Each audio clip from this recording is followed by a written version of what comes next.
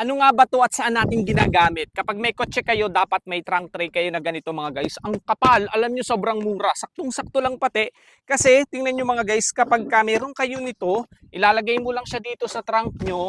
O kapag basa yung mga gamit na ilalagay ninyo, so hindi na basta ma-dedirekta doon sa loob, doon sa tray nyo. Kasi doon sa loob nito mga guys, itong pinagpapatungan natin ng tray na to, eh ganito lang naman siya, 'di ba? So 'di ba pag walang trunk tray na ganito, ito yung loob niya. Oh, prone sa basa, pwedeng pag nabasa yan, masisira yan, mapuputol, mapupunit yan, 'di ba? Tapos didikit yung mga dumi. Kapag may trunk tray ka na ganito, pag may tray na ganito, ayan, kahit basa, madumi yung ilalagay mo, masasahod lang nito. Kasi makapal, hindi tatagos sa likod nito yung mga tubig or yung mga dumi. Madaling linisin mga guys, punas-punas ka lang dyan.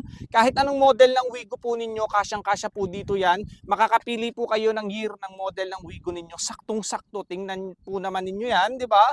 Sobrang ganda, nakakatuwa. Buti na lang nakita ko to dito and ang mura. Ganito yung quality, makapal.